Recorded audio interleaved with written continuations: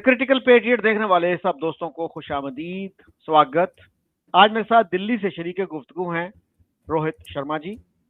शर्मा जी, अभी अभी खबर आई है कि इंडिया के एजुकेशन मिनिस्टर धर्मेंद्र प्रधान ने इस्तीफा दे दिया है और 36 दिन से जो प्रोटेस्ट चल रहा था कॉकरोच जनता पार्टी का, वो खत्म कर दिया गया है। तो पाकिस्तान में जो मीडिया था वो बहुत ग्लैमराइज कर रहा था इस मूवमेंट को, और उस पे कुछ लोगों ने ये कहा भी कि भाई इतना इतना ग्लैमराइज ना करो, अगर यहाँ पे कोई ऐसी तहरीक चल पड़ी तो आपके लिए मुश्किल हो जाएगी। तो पिछले दिनों यहाँ ब्लैक होल में एक इवेंट था इसी चीज पे, तो उस पे कुछ लोगों ने ये कहा कि भाई हमारे यहाँ इस तरह की कोई तहरीक नहीं चल सकती, कोई मूवमेंट इस तरह की नहीं चल सकती, क्योंकि हमारे यहाँ जो है माहौल डिफरेंट है। किसी ने कहा कि 20 साल में भी ऐसी तहरीक नहीं चल सकती। तो आप कैसे देखते हैं इस मूवमेंट को, इस तहरीक को जो इंडिया में चली? पता नहीं किसने बोला कि 20 साल में भी ऐसी तहरीक, ऐसी मूवमेंट नहीं चल सकती पाकिस्तान में। पाकिस्तान भी वही कंट्री है जो ये सोचता था कि इस्लामिक टेरर कभी हमें नहीं अटैक करेगा, कभी हमारे ऊपर नहीं आएगा, लेकिन वो आ गया। और वो इस्लामिक टेरर उस लेवल पे आया जहां पे पाकिस्तान भी डिनाई नहीं कर सकता कि शरिया लगाया जाए। वो टेररिज्म पाकिस्तान के खिलाफ ही काम कर रहा है आज। और पाकिस्तान खुद क्लेम करता है कि सबसे ज्यादा डेथ हमारे पास है किसी भी चीज को। महात्मा गांधी से जब पूछा गया था कि नॉन वायलेंस से आज तक किसी कंट्री को आजादी नहीं मिली, आपको कैसे मिलेगी, तो बड़ा अच्छा जवाब था उनका। To think what has not happened in past will not happen in future is underestimating human potentials. Past में नहीं हुआ ऐसी तहरीक नहीं, मुझे पता है कि ऐसी हुई और इससे भी बड़ी हुई है पाकिस्तान में पद्दर, क्योंकि हमारा टॉपिक ही एकदम अलग है। इंडिया में मिनिस्टर साहब ने रिजाइन कर दिया है, नए मिनिस्टर प्रहलाद जोशी आ चुके हैं। अब गवर्नमेंट इस समय तो जिसे बोलते हैं बैकफुट पे आई, इस समय नहीं आई, वो ये लाठीचार्ज के बाद से बैकफुट पे आ गई। लाठीचार्ज बहुत बड़ी गलती थी गवर्नमेंट की, कोई बोलना नहीं चाह रहा है, मैं बोलता हूँ। लाठीचार्ज बहुत बड़ी गलती थी, और ये जो लाठीचार्ज था ये गवर्नमेंट को लग रहा था, क्या क्या नहीं लग रहा था, लेकिन ये लाठीचार्ज नहीं होना चाहिए था। हाँ, गलती स्टूडेंट्स की भी थी। अब उसमें सारे स्टूडेंट्स नहीं थे, 20% के आसपास स्टूडेंट्स रहे होंगे। नीट के स्टूडेंट्स तो 10 भी नहीं थे। तो ये जो, क्योंकि नीट का एग्जाम दोबारा हुआ, वो जो एग्जाम लीक हुआ था उसका दोबारा नीट एग्जाम हुआ, उसका रिजल्ट भी आ गया। उसके रिजल्ट आने के बाद इसने मोमेंटम पकड़ा। अभिजीत दीप के वही आदमी है जिनको एयरपोर्ट से लेके आए, एयरपोर्ट पर लैंड किया। अभिजीत दीप के को लग रहा था कि मुझे अरेस्ट कर लिया जाएगा एयरपोर्ट पे, पूरे कंट्री को लग रहा था। उनको सरकारी गाड़ी में बिठा करके जंतर मंतर खुद ही गवर्नमेंट ने छोड़ा, और उसके बाद ये अपने काम में लग गए प्रोटेस्ट में। सोनम वांगचुक भी आ गए पता नहीं कहाँ से, बहुत बढ़िया रहा। तो एक चीज रही, ये इस प्रोटेस्ट को टैकल गवर्नमेंट की तरफ से ठीक से किया गया कि नहीं, इस पर अब बहुत सारी अटकलें हैं। स्टूडेंट्स नहीं जा सकते थे पार्लियामेंट की ओर, एक अटैक पहले पार्लियामेंट पे हो चुका है। अगर आप देखें तो जहां ये प्रोटेस्ट हो रहा था उससे तकरीबन 2 किलोमीटर दूर है पार्लियामेंट। और पार्लियामेंट जो है, इस रोड को, ये दोनों के बीच में जो कनेक्टिंग रोड है उसको बोलते ही पार्लियामेंट स्ट्रीट है, संसद मार्ग बोलते हैं उसको। तो पार्लियामेंट स्ट्रीट्स के थ्रू आप जाने वाले थे, वहां पर बैरिकेड्स लगे हुए थे, 4 बैरिकेड्स इन्होंने तोड़े। तो 4 बैरिकेड्स तोड़ने के बाद इनके ऊपर लाठीचार्ज, राइट। अब ये बैटन चार्ज जो हुआ, खैर अफसोसजनक था, नो डाउट, लेकिन ये स्टूडेंट्स तकरीबन 1 महीने से पहले से प्रोटेस्ट कर रहे थे, कोई ट्रैक्शन नहीं था इस प्रोटेस्ट में। सडनली राहुल गांधी भी इसमें कूदे, आम आदमी पार्टी भी कूदी, फंडिंग भी आ रही थी कहीं से, जो खाने के ऑर्डर्स थे कहीं बाहर से, दुबई से आ रहे थे। ये सब रिकॉर्ड्स में कि खाने के ऑर्डर्स कहीं दुबई से आ रहे थे, कहीं फॉरेन से आ रहे थे। फंडिंग कौन कर रहा था? दिल्ली पुलिस की प्रेस कॉन्फ्रेंस है कि कुछ बहुत सारे पाकिस्तानी अकाउंट्स इसको हवा देने की कोशिश कर रहे थे। फाइनली सब खत्म हो गया। अब एक अभिजीत दीप के नाम का लीडर और सामने आ गया, अब लीडर बन गया, इसमें कोई शक नहीं। और इस लीडर के पास अब एक अचीवमेंट है दिखाने के लिए। तो ये कितना बड़ा खतरा है ऑपोजिशन के लिए ये जानते हैं। एक चंद्रशेखर नाम है जिनका रावण है, वो रावण बोलते हैं उनको, वो दलित लीडर बन के सामने आए थे, अभिजीत दीप के दूसरे दलित लीडर बन के सामने आ गए। तो रावण की अपनी लेगेसी अब वो टूटती दिख रही है। इसके साथ साथ आम आदमी पार्टी के लिए भी एक बड़ा खतरा है, क्योंकि अभिजीत दीप के भी उसी तरह उठे हैं जिस तरीके से आम आदमी पार्टी उठी थी। यही जंतर मंतर था। हमने जंतर मंतर पे बहुत सारे प्रोटेस्ट देखे हैं। जंतर मंतर बेसिकली इंडिया का हाइड पार्क है। आप कभी भी जंतर मंतर के सामने से निकलेंगे तो आप कोई ना कोई बैठा मिलेगा आपको। कुछ ही प्रोटेस्ट जो होते हैं वो सक्सेसफुल हो पाते हैं, वरना बैठे रहते हैं लोग। 3 दिन बैठे भागे चले गए, 4 दिन बैठे चले गए। अब ये जंतर मंतर क्या है?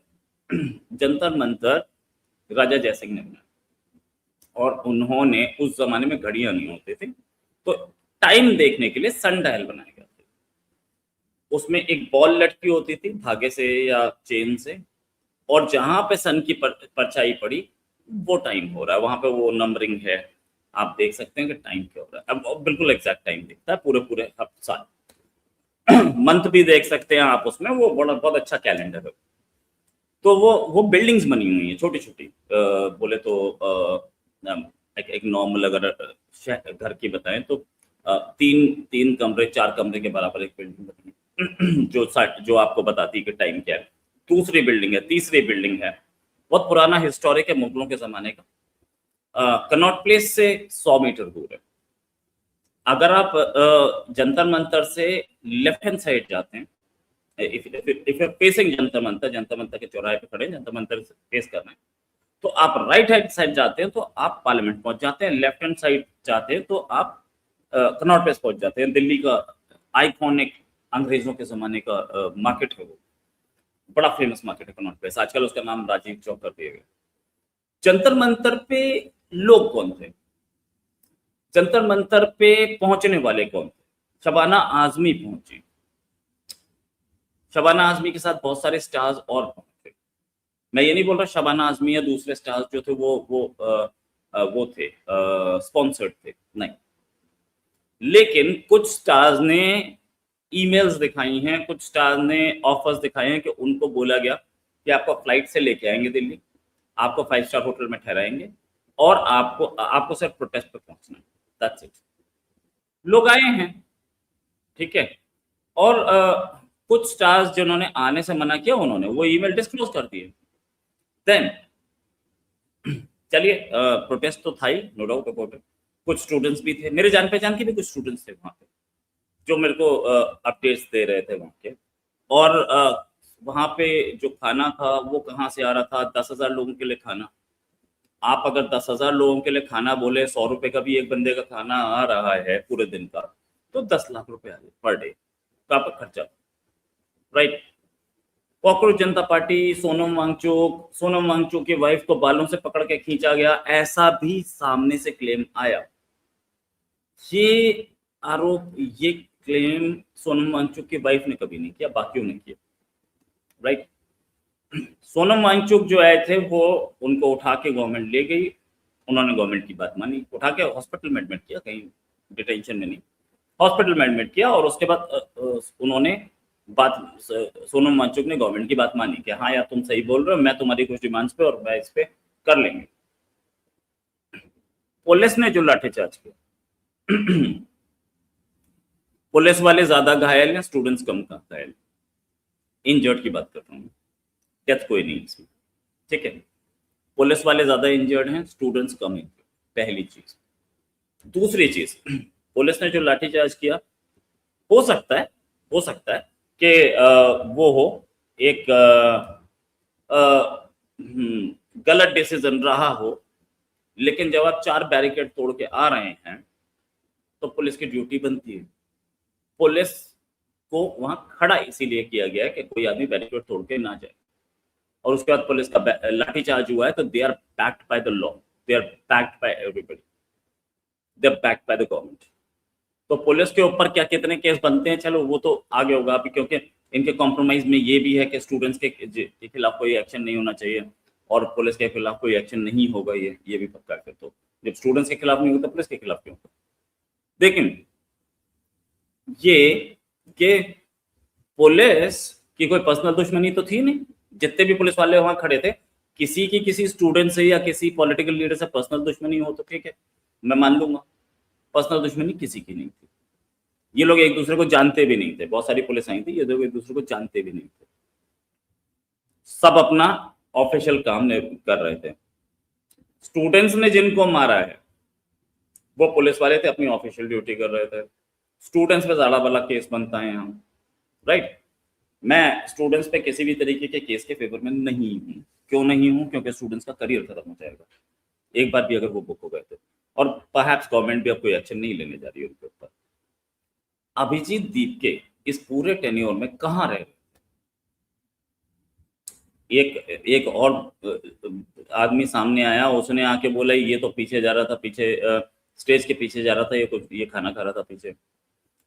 एक कॉकरोच जनता पार्टी के एक स्पोक्स पर्सन जो थे वो बर्गर खा रहे थे, तो उनको सैक कर दिया गया, राइट। तो जो आदमी फास्ट रख रहा है वो रख रहा है, जो नहीं रख रहा है उसको जबरदस्ती क्यों रखवाया जाए? इससे आगे अभिजीत दीपके एक 5 स्टार होटल में ठहरे हुए थे, ठीक है। आप नीट के बच्चों के लिए प्रोटेस्ट कर रहे हो, आपने नीट का एग्जाम नहीं दिया है, आप 5 स्टार होटल में ठहरे हुए, गवर्नमेंट ने आपके खिलाफ कोई एक्शन नहीं लिया, तो ये हो क्या? राहुल गांधी इस प्रोटेस्ट में कूदे, राहुल गांधी के इस प्रोटेस्ट में कूदते के साथ ही आम आदमी पार्टी को लगा कि अरे यार ये क्या हो गया, वो क्रेडिट ले गया, आम आदमी पार्टी के लीडर्स कूदे इस प्रोटेस्ट में। और ये प्रोटेस्ट में फिर सारे के सारे लोग, चाहे वो दूसरी रीजनल पार्टीज हों, उनके लोग भी अब कॉकरोच जनता पार्टी के आदमी बन करके कूदने लगे। अभिजीत दीपके जो हैं उन्होंने एक ऐसा प्रोटेस्ट पैदा कर दिया था जो कि उनके भी कंट्रोल में नहीं रह गया था, क्योंकि इसमें बहुत सारे और लोग कूद रहे थे, बहुत सारे और लोग कर रहे थे और पुलिस के साथ मारपीट कर रहे थे, वायलेंस हो रही थी। अब जहां तक के धर्मेंद्र प्रधान जी का रेजिग्नेशन आ गया, फाइन। इंडिया के हिस्ट्री में, या मैं बोलूं तो सब कॉन्टिनेंट की हिस्ट्री में पहली बार है कि एक पेपर लीक पे एक मिनिस्टर ने रिजाइन कर दिया। हमारे यहाँ तो बड़े बड़े स्कैम हो गए, मनमोहन सिंह गवर्नमेंट में बड़े बड़े स्कैम अखबारों में आ गए, एक मिनिस्टर ने रिजाइन नहीं किया था। और पेपर लीक भी ऐसा था जिस पेपर लीक पे जो ऑर्गेनाइजेशन करवाती थी इसको, वो ऑटोनोमस ऑर्गेनाइजेशन है, वो धर्मेंद्र प्रधान के अंडर आती ही नहीं थी, ऑटोनोमस है, अपने डिसीजन खुद लेती थी, बट स्टिल टारगेट पे था तो ले लिया गया। अब इसमें आगे क्या है? आगे अब गवर्नमेंट ने एक नए एजुकेशन मिनिस्टर बैठा दिए हैं, आगे इसमें इन्वेस्टिगेशंस चल रही हैं, लोग जेल में हैं, एक्शन धर्मेंद्र प्रधान ने पूरा लिया था। नेक्स्ट टाइम जब वो करवाया था एग्जाम, तो उसमें एक लीक की खबर नहीं आई थी, ये रियलिटी है। सो अब आगे government will look into it, देखते हैं। अच्छा रोहित जी, ये बताइएगा कि क्या इस प्रोटेस्ट से बीजेपी वीक हुई है, कांग्रेस को कोई फायदा हुआ इससे, बाकी जो अपोजिशन पार्टीज हैं उनको कोई फायदा हुआ, और अब जो है अभिजीत दीपके का क्या फ्यूचर है, कॉकरोच जनता पार्टी का क्या फ्यूचर है? और मैं पाकिस्तान की भी अगर बात करता चलूं कि हमारे मीडिया में इसको बहुत अहमियत दी जा रही थी, और हमारे यहाँ एक साहब हैं सरदार मसूद खान, उनका मैं कमेंट देख रहा था, वो एजेके के फॉर्मर प्रेसिडेंट हैं, एम्बेसडर भी रहे वो यूएस में, यूएन में और चाइना में, तो वो इस पे तो कमेंट कर रहे थे वो। लेकिन एजेके में जो प्रोटेस्ट हैं जून में शुरू हुए थे, वो 5 जून को, उस पे उन्होंने कभी कमेंट नहीं किया। तो उस पे मुझे वो याद आता है, अमेरिकन ने एक टर्म इजाद की थी, अफगानिस्तानिज्म, यानी जब आप अपने डोमेस्टिक इश्यूज पे कमेंट ना कर सकें तो आप फिर किसी और मुल्क पे कमेंट करते हैं कि जी वहां बड़ा जुल्म हो रहा है। तो अपने मुल्क में जब आप कमेंट करते हैं तो उसके कोई एडवर्स कॉन्सिक्वेंसेस भी हो सकते हैं, तो इन सब चीजों पे कमेंट कीजिएगा। एक तो अभिजीत दीपके का फ्यूचर क्या है, इस पर तो मैं अभी कमेंट नहीं कर पाऊंगा, क्योंकि Abhijit Dipke at the moment तो वो एक विक्ट्री ले गए हैं ठीक है। अब इसमें इसके पीछे गवर्नमेंट का गेम क्या था वो भी सामने आया नहीं। हाँ, हालांकि बहुत सारे यूट्यूबर्स बोल रहे हैं, बहुत सारे लोग बोल रहे हैं कि यस गवर्नमेंट भी इस पे गेम खेल रही थी, लेकिन मुझे नहीं पता, सच बता रहा हूँ, मेरे पास कोई अंदर खबर नहीं। जहां तक बात यह कि बीजेपी वीक हो गई है, 2 महीने पहले मई में 4 मई को बीजेपी ने एक बड़ी स्ट्रॉन्ग विक्ट्री ली है वेस्ट बंगाल, और उस विक्ट्री से ये पता क्लियर चलता है कि Modi is still a very popular prime minister, no doubt, ठीक है। और अभी हम लोगों ने देखा पिछले 100 इलेक्शंस हुए हैं, 100 इलेक्शंस बीजेपी जीती है पिछले तकरीबन 10 साल में। तो ये 100 इलेक्शंस जो हुए हैं, जो ऑपोजिशन पार्टीज हारी हैं, उनको लगता है कि एक इस सीजेपी से उनकी लॉस्ट ग्राउंड वापस आ गई है। मुझे तो बहुत जैसे बोलते हैं, मुझे तो बहुत मुश्किल लग रहा है, क्योंकि आप अगर देखें तो 25 साल से ये गुजरात में बैठे, 25 ईयर्स। मध्य प्रदेश में 1 साल के लिए ऑपोजिशन गवर्नमेंट आई थी कमलनाथ की, उसके उधर भी तकरीबन 20-25 साल हो गए। यूपी में इनका सेकंड टर्म चल रहा है, थर्ड टर्म की तैयारी चल रही है। हर आदमी एक बात मान रहा है कि यूपी में योगी विल बी रिपीटेड। हरियाणा में इनका थर्ड टर्म चल रहा है। हरियाणा में बीजेपी कभी आई ही नहीं थी पावर, पहली बार आई है, तो ये इनके मोदी के कार्यकाल के, मोदी के। राजस्थान में वो तो हर बार एक ऐसा होता है, टॉपसी टॉपी होता है, हर बार गवर्नमेंट चेंज हो जाती है, एक बार ये एक बार वो, एक बार ये एक बार वो, राइट। राजस्थान ऐसे हमेशा से रहा है कि एक बार कांग्रेस एक बार बीजेपी, तो they have a BJP government. Himachal Pradesh में they have a BJP government, नहीं, they have a Congress government Himachal में। उत्तराखंड में बीजेपी गवर्नमेंट है, वहां भी रिपीट नहीं होती थी, एक बार इसको एक बार उसको मौका मिलता था, इधर रिपीट हुई है। बिहार में इन्होंने पहली बार गवर्नमेंट बनाई है अपनी, इससे पहले they were a power, they were the second largest party या फर्स्ट लार्जेस्ट पार्टी भी बन गए थे, लेकिन ये सिंगल हैंडेडली कभी भी ये पावर में नहीं आए थे। आज ये सिंगल हैंडेडली पावर में भले ही ना हो, लेकिन इनका अपना एक चीफ मिनिस्टर बैठा है। महाराष्ट्र दे बैक इन पावर। तो इतने सारे स्टेट्स में अगर ये पावर में हैं, तो बीजेपी वीक है नहीं। और अभी 2 महीने पहले दे डेमोन्स्ट्रेटेड, मूवमेंट्स होते हैं और हुए भी। ये कहना कि बीजेपी या प्राइम मिनिस्टर मोदी कहीं वीक होते दिख रहे हैं, बोले तो टू अर्ली, टू इमेच्योर। हमने ये भी देखा है सर कि यूपी और बिहार दोनों स्टेट्स ऐसे थे जहां पे 1990 मंडल कमीशन लगने के बाद हमने कांग्रेस को रिटर्न नहीं देखा। कांग्रेस इन दोनों स्टेट्स में नहीं आई थी, और बोले तो एक high cast chief minister was pretty impossible, क्योंकि कास्ट बेस्ड इतना इलेक्शन हो रहा था पिछले तकरीबन 30 साल में कि वहां इम्पॉसिबल आया ही नहीं कोई। सारे अदर बैकवर्ड कम्युनिटी से, ओबीसी से या दलित कम्युनिटी से, Mayawati was from Dalit community.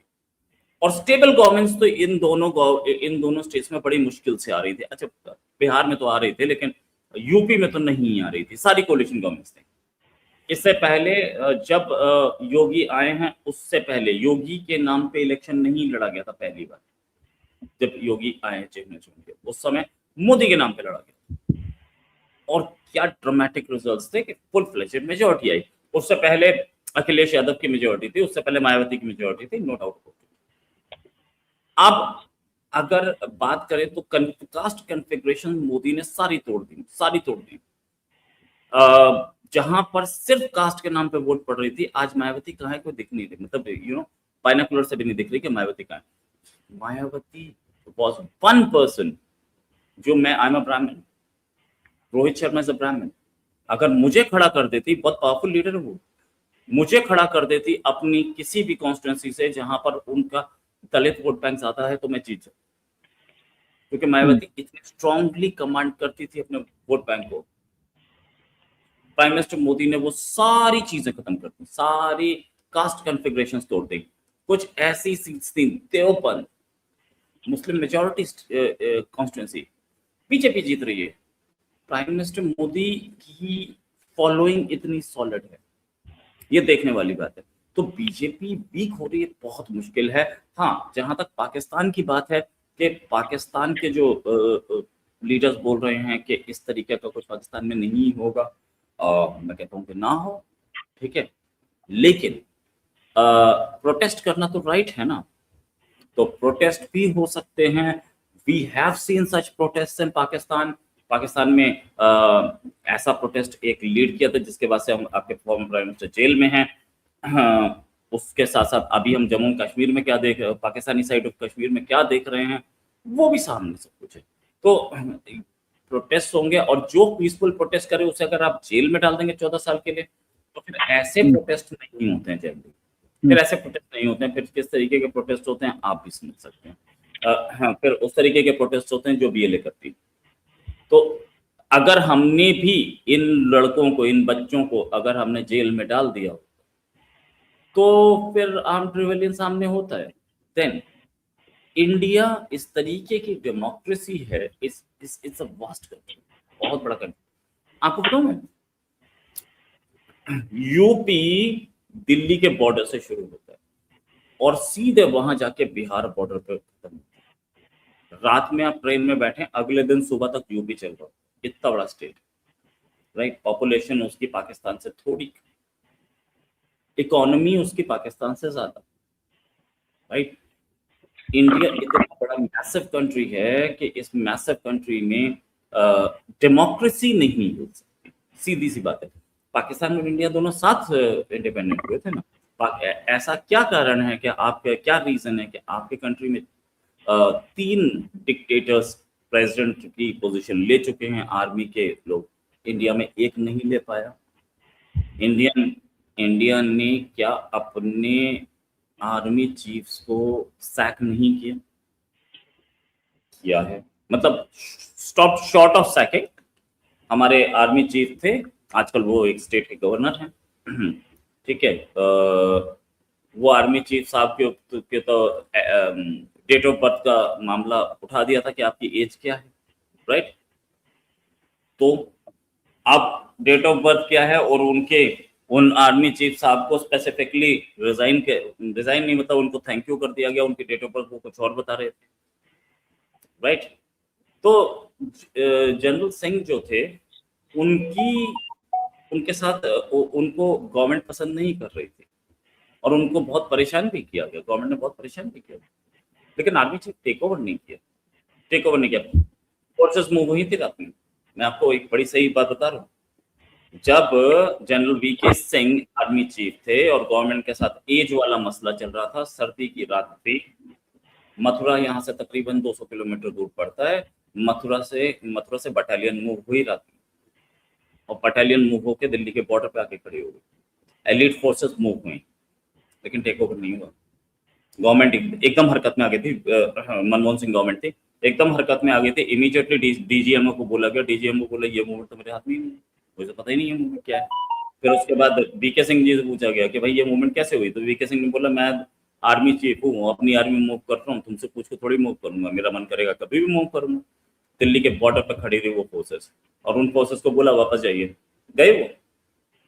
Navy chief तो हमने कई सैक कर दिए, ठीक है।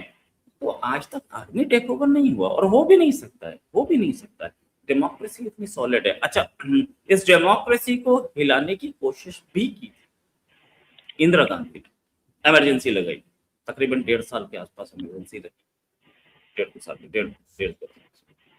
इस डेमोक्रेसी को जब हिलाने की कोशिश की गई है, तब क्या हुआ? इंदिरा गांधी अपनी सीट रायबरेली से हारी,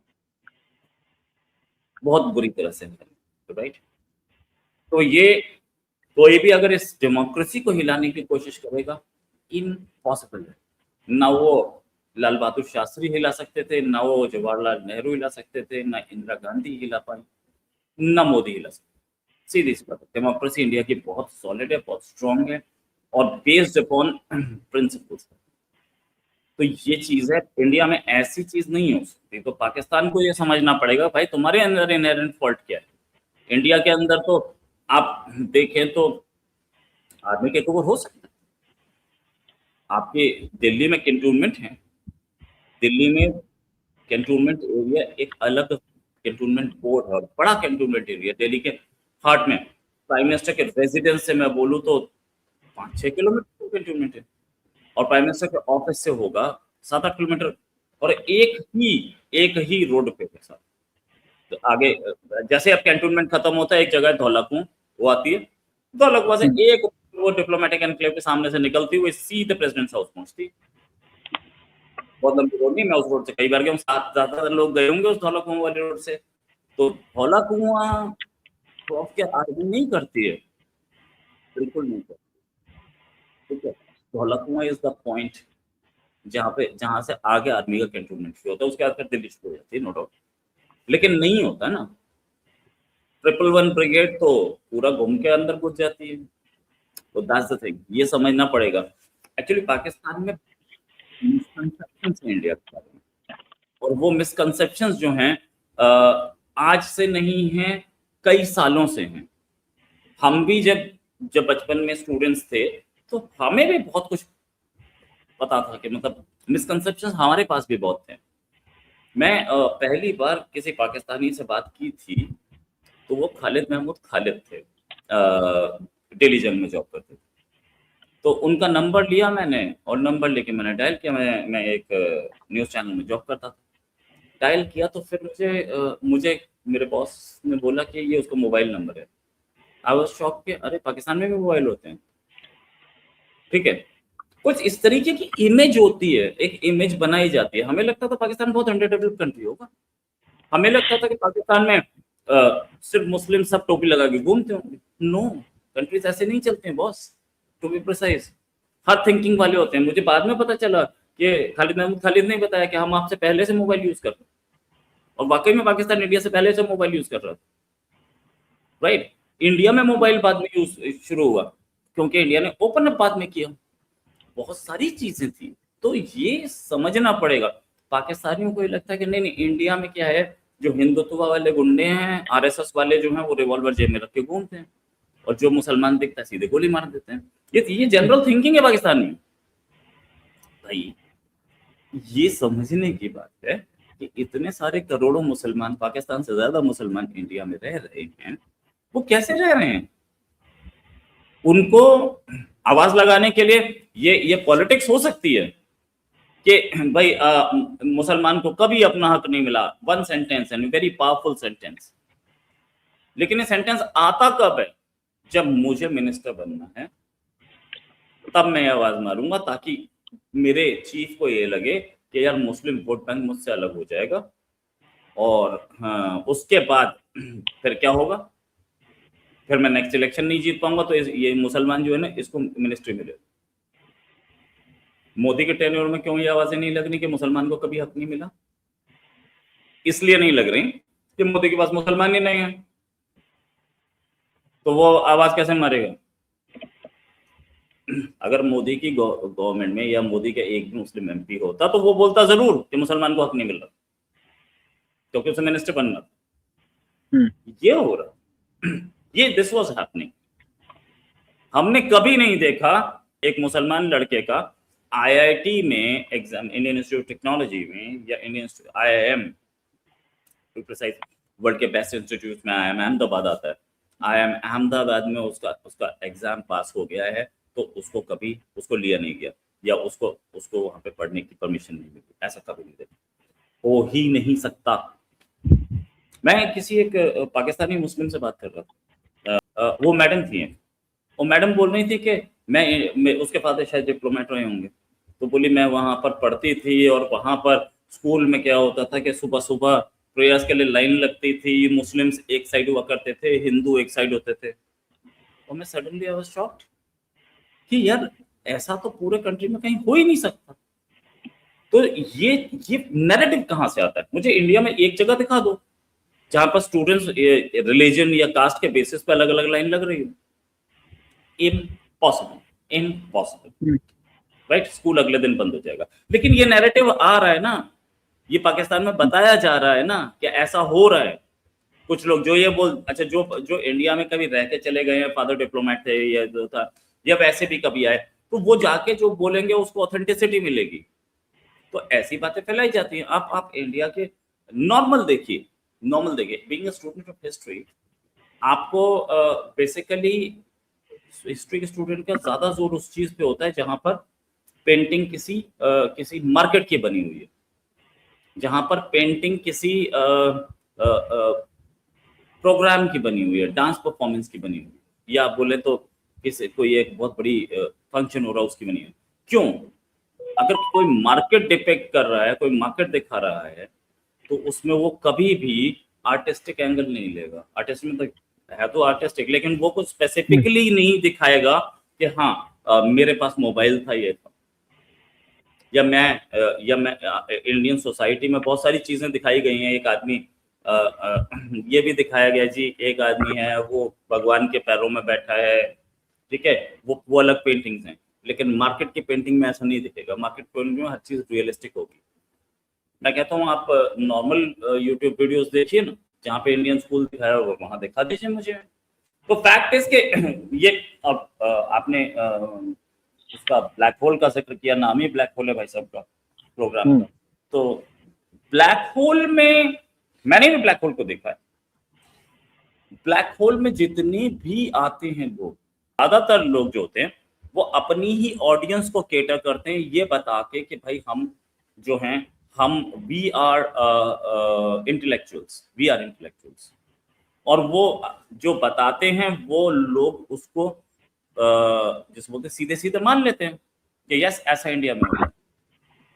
द फैक्ट इज कि इंडिया में मुस्लिम्स हैं और मुस्लिम्स बड़े आराम से रह रहे हैं। एब्रेशन हर जगह होती है, एब्रेशन हर जगह। मैं ये भी नहीं बोलूंगा कि किसी भी मुसलमान के घर पे पत्थर नहीं फेंका गया, ठीक है। 90% जो लड़ाइयाँ और 99% जो लड़ाइयाँ होती थी, अब तो वो भी नहीं होती, खैर खत्म हो गई। वो ये होती थी कि इसकी बकरी उसके घर चली गई, उसका कुत्ता इसके घर आ गया, बस, जिसके ऊपर नहीं होती थी। सारे यही होती थी। मुस्लिम्स और हिंदूज की शादी होती नहीं है क्या? बिल्कुल होती है। एक गलती और हुई थी इंडिया में। पहली चीज तो ये वहाबिज्म जब से आया तब से यहाँ पर मुसलमानों ने बोलना शुरू कर दिया, नहीं हम हिंदू फेस्टिवल्स में पार्ट नहीं लेते। वरना जब हिंदू के फेस्टिवल हुआ करते थे, दुर्गा पूजा होती थी, मेरे बॉस थे इसरार अहमद शेख, वही थाली लेकर खड़े होते थे सामने। वीर सिंह ने मुस्लिम थाली लेके खड़े होते थे, मुस्लिम प्रसाद बनवा रहे होते थे, वो प्रसाद बांट रहे होते थे, मुस्लिम हमारे साथ होते थे। ईद में हिंदू सामने खड़े होते थे, वो वही थाली लेकर के खिला रहे होते थे सबको। तो ये और ज्यादा पुरानी बात नहीं कर रहा मैं, ये 80s की बात कर रहा हूँ। जैसे ही 90s का दौर आया, वहाबिज्म आया, टेररिज्म आया, ये चीजें चेंज होनी शुरू हो गई। बोला जाता है कि फिजा में जहर घुल गया। बोला किसने बोला? ये वहाबियों ने ही बोलना शुरू किया ना कि आप हिंदुओं का प्रसाद मत खाइए। तो जब आप एक बार मना कर दोगे, दूसरी बार मना कर दोगे, नहीं हम दिवाली पे नहीं आएंगे, तो हिंदू जाएगा क्या ईद पे? ये आप ही ने शुरू किया ना, और किसने शुरू किया? आपके जितने मौलाना थे वो जो प्रीच करते थे, यहाँ पे दिल्ली में भी हैं और यहाँ पे पूरे रेस्ट ऑफ इंडिया में भी हैं, कि आप हैप्पी दिवाली नहीं बोल सकते, आप हैप्पी होली नहीं बोल सकते। तो भाई कोई हिंदू ईद मुबारक क्यों बोलेगा? 5 बार सुनेगा, छठी बार वो भी बोल देगा नहीं जी मैं भी नहीं बोलता ईद मुबारक। रिएक्शन आएगा, और आया भी, फ्रैंकली स्पीकिंग। तो ये मुस्लिम्स, मैं एक प्रोग्राम में बैठा था, मुस्लिम बॉस थे वहां पे, मैंने उनको बोला, मैंने कहा जो भी कोई आपका आदमी ऐसी बात बोले कि आप हिंदुओं के खिलाफ नफरत बोले, तो आप उसके खिलाफ खुद एक्शन लीजिए, आप खुद FIR कराइए। सारे मुस्लिम बोले नहीं हम तो नहीं करेंगे। तो आप नहीं लेंगे तो गवर्नमेंट लेगी उस पर एक्शन, और गवर्नमेंट लेगी तो अब सबके सब आप बोलोगे देखो मुसलमान पे एक्शन होगी। दिक्कत यहाँ है ना, इंडिया में एक मुस्लिम ऐसा नहीं है जो ये बोल पाए कि उनकी कम्युनिटी के मौलाना जो हैं वो नफरत नहीं फैला रहे हैं। एक मौलाना, एक मुस्लिम ऐसा नहीं। कहीं ना कहीं कभी ना कभी वो एक ऐसी जगह पे बैठा होगा, ऐसी तकरीर पे बैठा होगा, ऐसी स्पीच पे बैठा होगा, किसी मौलाना ने जरूर हिंदुओं के खिलाफ नफरत फैलाई होगी। नफरत नहीं फैलाई होगी तो हिंदू धर्म को कंडेम किया होगा, नहीं हुआ होगा तो ये जरूर बोला होगा ये पुत परस्त जो है ये हमारे साथ जेल नहीं कर सकते, राइट। 1980 से पहले आपको नहीं पता थी ये बात, सबको पता थी। 60s 70s का दौर वो था जब इंडिया के और frankly speaking I have evidence for it. 60s 70s का दौर वो था जब गंगा स्नान आता था तो मुस्लिम्स भी वहां गंगा स्नान कर रहे थे। और अगर आप छोटे शहरों में चले जाओ तो मुस्लिम लड़के जो है होली खेलते हुए मिलते ही हैं पूरे उसमें, राइट। आज भी आप बात करें कि मुस्लिम लड़के क्या नवरात्रि में नहीं जा रहे हैं, डांडिया में नहीं जा रहे, उनके रिलीजन क्या है क्या, उनको तो हिंदू रोक रहे हैं, ठीक है कि नहीं आ सकते आप यहाँ। तो आप डांडिया में जा रहे हो तो वो क्या है, वो भी तो फेस्टिवल है ना। तो ये लड़के जो डांडिया में जा रहे हैं, लड़कियां देखने जा रहे होंगे, लड़कियों के साथ सेटिंग करने जा रहे हैं, जो भी करने जा रहे हैं, है तो आपके रिलीजन के खिलाफ ना। तो ये उस समय एक्शन क्यों नहीं लेते जब कोई मौलाना वो करे। तो ये हिंदू मुस्लिम में इतना लंबा क्यों बताया, इसलिए बताया कि इंडिया में एकदम बिल्कुल डिफरेंट डायस्पोरा, बिल्कुल डिफरेंट गेम है। अब यहाँ पर आके 6 महीने रह के देखिए, खालिद महमूद खालिद आए थे मेरे साथ, मैं उनके साथ घूम भी रहा था, वो हमारी चैनल के रिपोर्टर थे वहाँ लाहौर में। तो वो उनका फर्स्ट इम्पैक्ट क्या था पता है, कि यार ऐसा लग रहा है जैसे मैं लाहौर में घूम रहा हूँ, कुछ फर्क ही नहीं है। बस वो हिंदी नहीं पढ़ पा रहे थे, अंग्रेजी पढ़ लेते थे। और इंडिया में जहाँ पे भी जिस भी रेस्टोरेंट में जाएंगे आप, मेन्यू आइदर सिर्फ इंग्लिश में मिलेगा या हिंदी इंग्लिश दोनों में मिलेगा, सिर्फ हिंदू में मेन्यू इस लोकेशन में नहीं मिलेगा, दिल्ली एनसीआर रीजन। तो वो पढ़ भी रहे थे आराम से। यार मेरे बहुत सारे दोस्त हैं जो कि मुझे नहीं पता था उस समय आए थे, लेकिन बहुत सारे पाकिस्तानी दोस्त जो इंडिया आ चुके हैं, आराम से घूमते हैं ना, उनको कोई पूछता नहीं है, उनका कोई फॉलो नहीं करता है, इंटेलिजेंस उन्हें फॉलो नहीं करती है, ठीक है ना। वो आराम से, आपके भी क्या नाम है उनका, जो मिनिस्टर भी रहे बाद में, अभी आए तो थे, वो इंफॉर्मेशन मिनिस्टर ही बने थे केयरटेकर गवर्नमेंट में। वो आए थे ना गोवा कवर करने, जब गोवा में आपके बिलावल जरदारी साहब आए थे, उनको मैं नाम भूल गया कौन सा, क्या नाम, तो वो सीनियर जर्नलिस्ट हैं बड़े, आए थे और आ करके वो कवरेज करके गए, ठीक है। क्या उन्होंने ये बोला कहीं पे कि क्योंकि भाई मैं तो मुसलमान ही नहीं हूं, पाकिस्तानी मुसलमान हूं, ठीक है। तो क्या उन्होंने ये बोला कि मेरे साथ कोई डिस्क्रिमिनेशन हुई। लोगों को पता है पासपोर्ट आपके हाथ में है, होटल वाला बैठा है, होटल वाले ने आपके पासपोर्ट का डॉक्यूमेंट लिया होगा, क्या किसी भी होटल वाले ने आपके साथ डिस्क्रिमिनेशन की? क्या आपको सामान नहीं दिया जाएगा, दूसरे को दिया जाएगा? वो बोल दे मैं मान लूंगा, नहीं, ठीक है। दूसरा, जाने आने का रास्ता ही एक है, वाघा बॉर्डर से, वाघा बॉर्डर से गए हैं, वो पंजाब के थ्रू गए होंगे, वाघा पंजाब में ही, हमारी साइड का बॉर्डर अटारी है, आपके साइड का वाघा है, वो पंजाब में गए, मैं कहता हूँ फ्लाइट से गए, अमृतसर लैंड किया होगा, अमृतसर देखा होगा, अमृतसर से आगे निकले होंगे, वो अटारी बॉर्डर तक पहुंचे होंगे। इस बीच में उन्हें खालिस्तान का एक भी बोर्ड मिला नहीं, मिला होता तो स्टोरी आती। सच्चाई ये है, पाकिस्तान के जितने जर्नलिस्ट हैं यहाँ पे आए होते तो फोटो जरूर खींची होती जहां पे भी कहीं पे भी उन्हें खालिस्तान का बोर्ड मिला होता। लेकिन पाकिस्तान में ये बोला जाता है कि पंजाब जल रहा है, सिखों के साथ क्या हो रहा है, वहां खालिस्तान मूवमेंट चल रहा है, वहां पे सिख बोल नहीं सकते। सच्चाई है। आपके डेलीगेशंस आते हैं, इंडस वैली डेलीगेशन आता नहीं, वाघा से ही आता है ना, आकर के अमृतसर से ट्रेन पकड़ता होगा, फ्लाइट पकड़ता होगा, जो पकड़ता होगा, दिल्ली आता होगा, उसको तो देखता होगा, वो तो फोटो खींच सकता है। तो जितनी गलतफहमियां इंडिया के बारे में फैलाई जाती हैं, उससे 5% भी असलियत नहीं, ये रियलिटी है। अच्छा रोज जी, मुझे एक दोस्त बता रहे थे कि जनरल जिया एक दफा दिल्ली गए जब वो हुक्मरान थे पाकिस्तान के, तो एम्बेसडर की फैमिली से वो मिले तो उनके बच्चों से पूछते हैं कि आपको इंडिया कैसा लग रहा है, तो उन्होंने कहा कि बहुत अच्छा। तो उन्होंने आगे से कहा कि अपने मुल्क से ज्यादा अच्छा नहीं लगना चाहिए। You have been very generous with your time और बड़े शॉर्ट नोटिस पे आपने मुझे टाइम दिया, so thank you very much.